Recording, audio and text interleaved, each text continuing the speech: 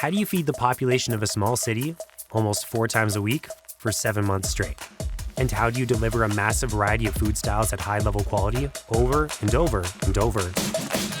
Welcome to game day. We're here. We've been cooking since 6 a.m. We're going to keep cooking till 9 o'clock tonight. We're doing hot dogs. We're doing hamburgers. We're doing filet. We're doing lobster. A lot of people will say, what are you thinking? We are the Atlanta Braves. We do things different. We are the biggest restaurant in the Southeast on a game day. We have the best food in baseball. Here we are in Truist Park. We're in the heart of Braves country right now. We will feed more than 40,000 fans on a nightly basis, and we will do that 81 times throughout the regular season this year. How many hot dogs do you think we make? 700, 800. How many burgers? At least 600. The fun part about this is I love math. It's all stats. How many hot dogs is everyone going to eat? How many sodas are they going to drink? How many gallons of beer do we need? One person might eat 3 hot dogs. One person might eat 0. So is that 1.2? So 1.2 times 41 times 81. I mean, we're going to sell 1 million hot dogs this year. That's going to be almost 100 miles of hot dogs laid end to end. 76,000 pounds of brisket. It's going to be the equivalent of 25 cars. 130,000 gallons of beer this year. That's the equivalent of about 7 swimming pools. And I'm only going to have a little bit. At the center is executive chef Jaco Dreyer, running a system of nearly 2,000 people powered by Delaware North, the Braves' food and beverage partner at Truist Park. For weeks now, approximately 7 trucks a day have been unloading everything this operation depends on. We go from 0 to 100, in a matter of moments. Once the pallet drops on the dock, it gets dispersed throughout this building. For each homestand, he unloads 650 gallons of ice cream, 8,000 pounds of popcorn, 18,000 pounds of cheese, and over 73,000 pounds of French fries will pass through this loading dock. Enough bread, produce, and beef to sell nearly 15,000 burgers, sorted, staged, and sent through the maze of Truist Park. For today, this is all the bread that we are planning on serving. We do go through thousands and thousands of packages of nuts. It would not be a ballpark without nuts. And during opening week alone, Chef Jaco walks almost 9 miles a day, keeping the whole machine moving. Because different parts of the stadium are fed in different ways, ingredients are first routed to several central kitchens, like the Concessions, Main Production, and Commissary Kitchen, which may contribute to the concourse operations, or the Delta Kitchen, which is connected to the club spaces. These fully equipped kitchens are where most of the prep and cooking gets done, by roughly 400 cooks, 50 stewards, and 9 chefs. From these hubs, food moves out to its next stop. For Concessions, by far the largest operation, that means feeding nearly 90 stands across the stadium, many without the same space for full production. From kitchen to customer, every step is determined by where it's going and how it's served. There's a wide range of food experiences. Out on the concourse, it's classic ballpark staples. Premium stands push things a bit further, more complex, but still built to move. And in the clubs, like the Delta Club or the Truist Club, it shifts into an elevated restaurant-style experience. On a day like this, with an evening game, the main kitchen is up and running by 5 a.m. The Commissary, Delta, and Concessions kitchens are not far behind and open at 7. By mid-morning, all 4 kitchens are buzzing with less than 6 hours till gates open at 4:30. The Concessions team begins heating the proteins for the day, meats they've seasoned from scratch and prepped in bulk. It's all designed to make the most of limited space. Small footprint, massive output.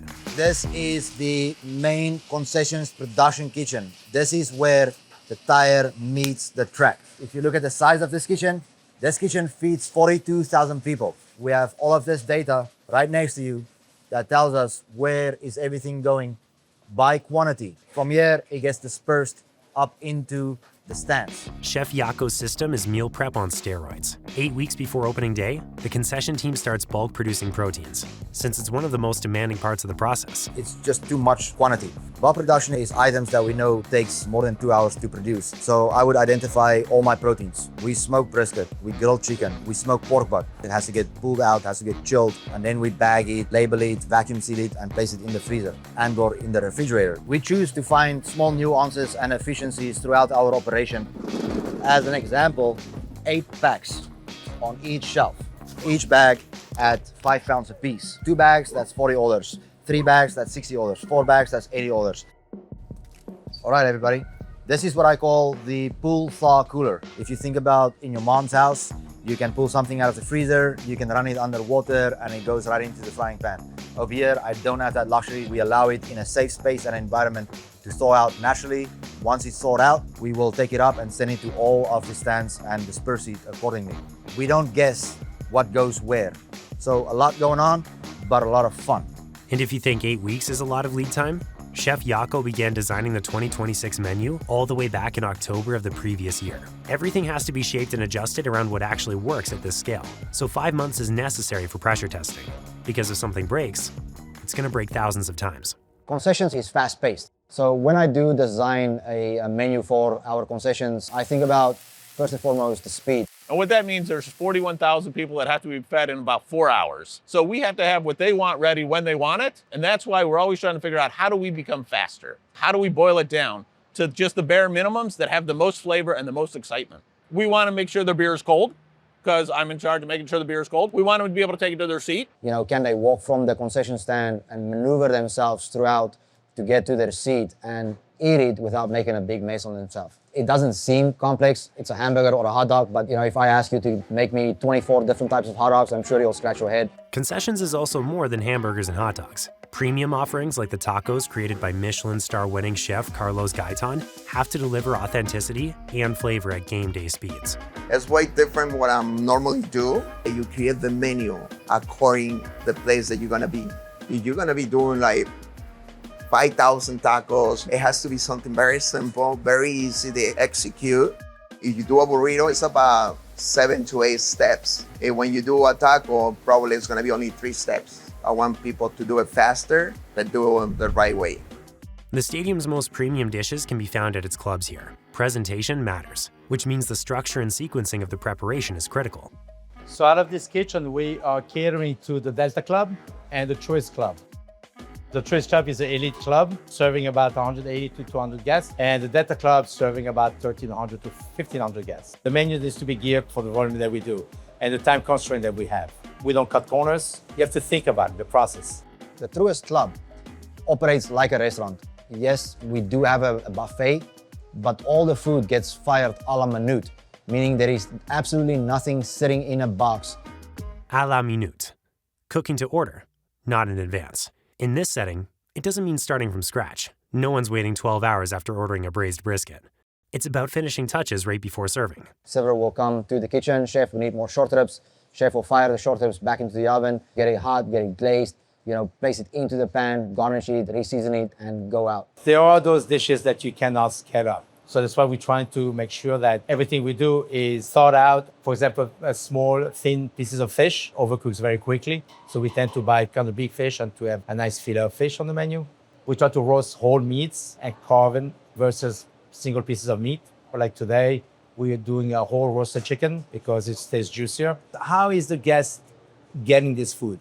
It might be great when it comes out of the kitchen, but then if it sits there for a half hour, how does it look? How does it eat? By the afternoon, the Delta kitchen is in full swing, par cooking large batches of proteins, pastas, and vegetables.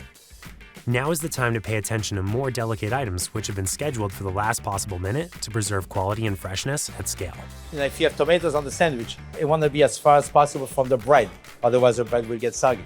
If you have many components of a salad, we don't toss all the ingredients together because when you mix all the salad with all these ingredients, all the little ingredients fall on the bottom of the salad. We layer the ingredients.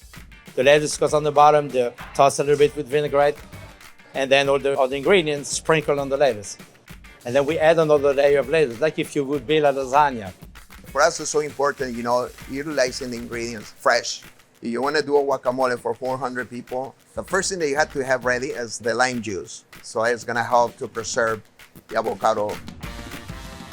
Cut the avocados, but you don't open it until you got everything else. Diced tomatoes, diced onions, julienne cilantro, and then you open it, take the pits out. Otherwise, the avocado is gonna turn color. It's doing it the right way all the time. Carlos's team will go through almost 300 avocados, 3 cases of cilantro, and over 190 pounds of jalapenos in each 3-day homestand. About an hour before gates open, food for concessions is finished, loaded into carts, hot boxes, and coolers, and pushed out to nearly 90 stands across the concourse. These concession stands can handle up to 1,000 orders per game. They don't need or use ticketing to process orders from their simple menus. which keeps food getting into fans' hands that much faster. The reason why I separate the cheese, because of the fast pace that we at, it's just easier for the crew to grab it. That way when it come off the grill, we can just plop it on and go. Opening week, they alone sold 14,800 burgers. That's almost 30,000 slices of cheese. If that trick saves a second per slice, you're looking at over 8 hours saved already, just on cheese. That's the system, 1,000 small decisions adding up. Most of the concessions menu keeps it simple, fast, repeatable. And then there's this thing. It's the bat flip. I'm not gonna lie to you, it's a beast, but it's a beautiful beast. We are the Atlanta Braves. We want to wow our guests. The bat flip is a 7-inch hamburger bun, braised pork belly, 2 patties, truffled cheddar cheese, beef short rib, fresh jalapenos, crunchy fried onions, 2 fried eggs, just topped off with chipotle aioli. I know someone out there is going to try to finish it, and they might succeed. Something like this, a burger the size of a baseball hat, should slow everything down. But it works, because every part of it has already been built into the operation. The long stuff happens early. Aioli, made in-house, bagged, ready to go. 3 different proteins, each handled at a different stage. Short rib, batch produced, portioned, and ready in the pull-thaw system. Pork belly, sliced and par-cooked ahead of time. The beef itself gets made in the production kitchen downstairs. I had to decide whether it's gonna be lean, whether it's gonna be fatty, what type of seasonings am I gonna put in there? Do I want like a bunch of crunch with the onions and the peppers, or do I want a smooth bite? Then there are the parts of the process that only happen day of. The bread comes in from TGM. I was like, hey, can we get a 7-inch bun made? So we reached out to a local bakery, and she came back 3 days later and she's like, I got your bun. We go ahead and cut it, put it back in a bag. We'll actually take the onions day off because it keeps the freshness, it keeps the crunch. You cannot teach, develop, mentor anybody by opening up a bag. There is no basic fundamentals, buying stuff that's pre-cut, pre-diced. I know I can buy tomatoes sliced. I think there is stadiums that get pre-sliced tomatoes. I don't think anything is wrong with that. Feeding thousands and thousands of people, you have to do what's right for your operation. Lettuce, I'm identifying any, spoiled or blemished such as this. So I know what our guest is having and experiencing is ultimately the best. From there, we will build out the station in order of the sandwich. And then there are the parts that happen a la minute. We're always thinking about, how do I get this to the guest quickly? So we are gonna have burgers going nonstop. The eggs will be over there, that'll get cracked when you order it. Really, it's mostly assembly. It's just that egg has to finish the dish. If you think about efficiencies within the kitchen, everything does not come down to the ingredient. You create a system that helps you to have a continuous service. You want to build the intensity of the service, build it up until you reach the peak. And once you have the peak, you say, wow, that was easy.